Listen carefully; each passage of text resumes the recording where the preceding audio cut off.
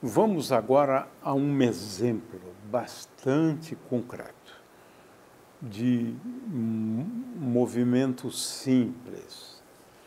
É claro que estamos falando aqui de um movimento uniformemente variado, mas ele é bem ilustrativo, né?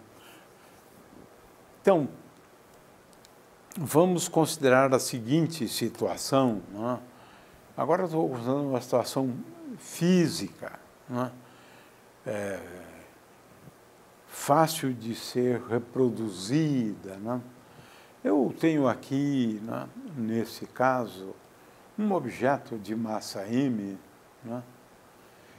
E é claro que ele pode não ter atrito agindo sobre ele, né? Mas pode ter o atrito agindo sobre ele. O fato é que isso aqui é o plano dito inclinado. Ele é inclinado por meio de um ângulo θ. θ é o ângulo de inclinação do plano em relação à horizontal. Né?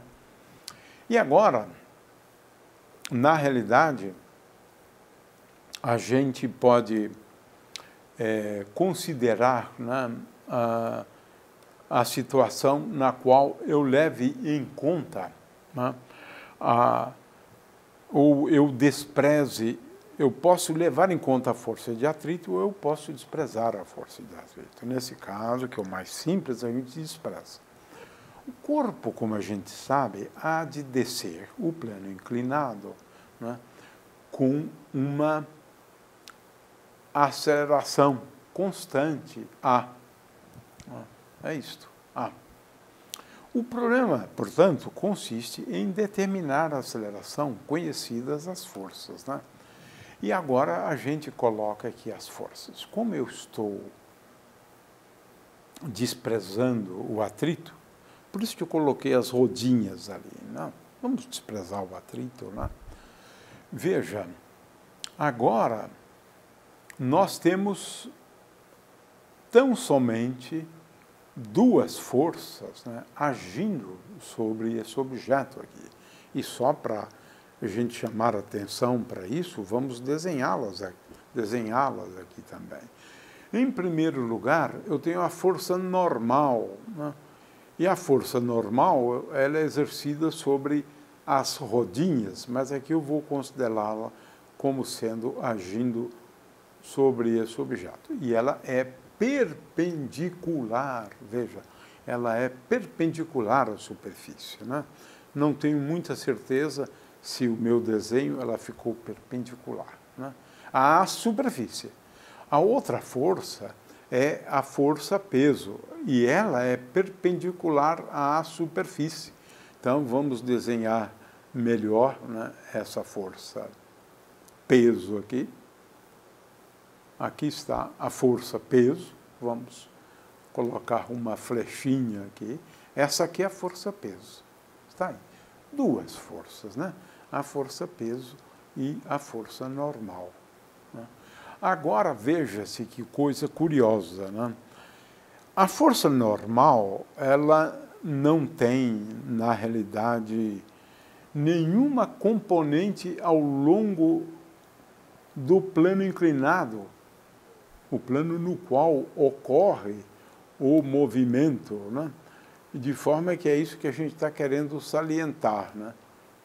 Veja, ela não tem componentes, ela é perpendicular. Então, poderíamos chamar esse eixo aqui, né, de eixo X, na verdade, né? O eixo X não há problema algum. Eixo X, né? Agora, veja bem, a força-peso tem duas componentes, né? A força-peso.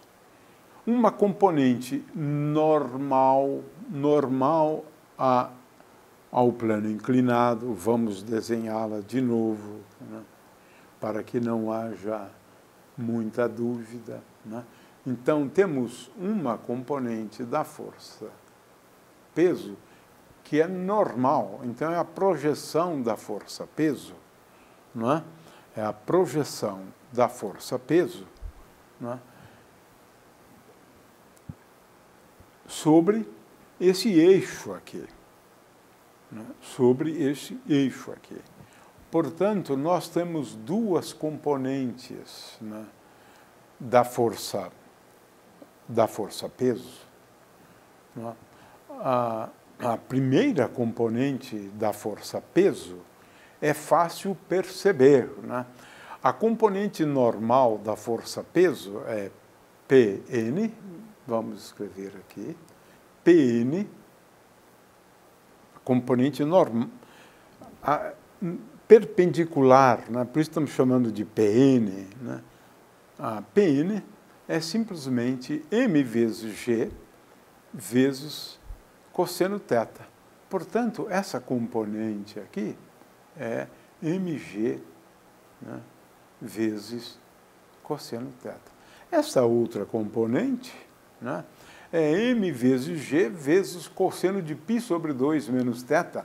Então, essa componente aqui é igual a esta aqui, é igual a m vezes g vezes m vezes g vezes seno θ. É isto. E agora, o que conta para efeito do movimento, aqui está, né, o nosso eixo x, como nós já chamamos a atenção, né, é a componente da força ao longo da direção na qual ocorre o movimento, que é, portanto, m, né, vezes g vezes seno θ. Né? Então, tenho aqui, estou repetindo, né, agora o que nós já analisamos antes, né, a componente x da força é P vezes seno θ.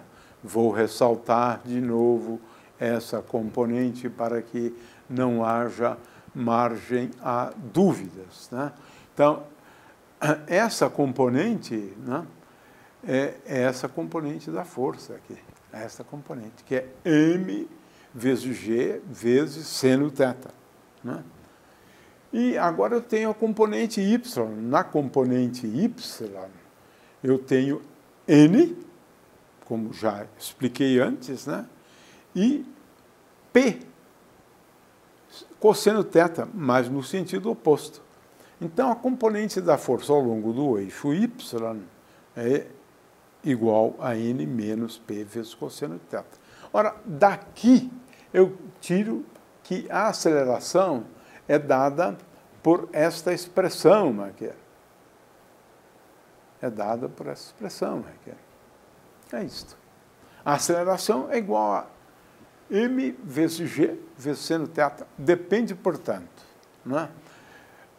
A aceleração é m vezes a é igual a m vezes g vezes seno θ. Na verdade, esse m aqui é o mesmo que está aqui. Portanto, a aceleração é igual a g vezes seno θ. É a aceleração adquirida, não é, por esse objeto. Não é?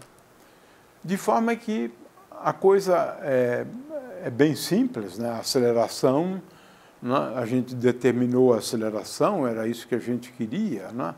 Então, aqui, se esse objeto começou aqui em cima, né, com, digamos, você soltou o objeto, né, com V0 igual a 0, né, então, tomando x igual a x0 aqui também, veja, x é igual a sobre 2 vezes t ao quadrado, mais a é igual a g vezes seno θ. Então, x é igual a g vezes seno θ sobre 2, né, vezes t ao quadrado.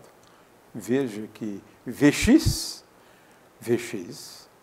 é igual a g seno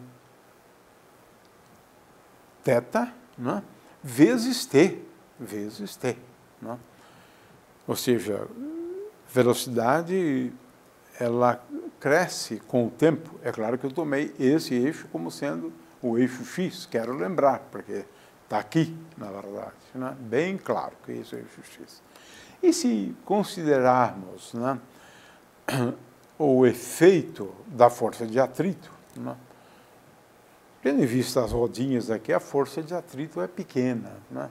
Mas ela existe de qualquer maneira. Então, eu coloco também a força de atrito, né?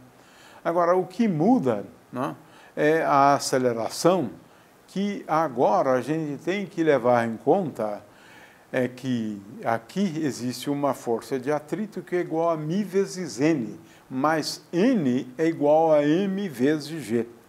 A conclusão, portanto, é que agora a aceleração ela depende de g, de seno θ, e finalmente de μ vezes cosseno θ, ou seja, g vezes seno θ menos μ vezes cosseno θ.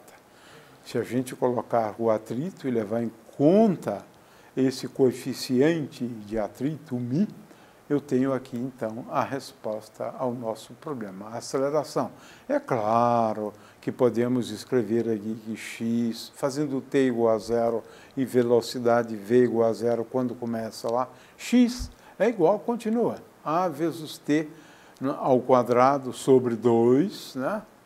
Isto, e v, que é vx, igual a AT. Agora, cuidado, porque a aceleração, agora é dada por essa expressão aqui.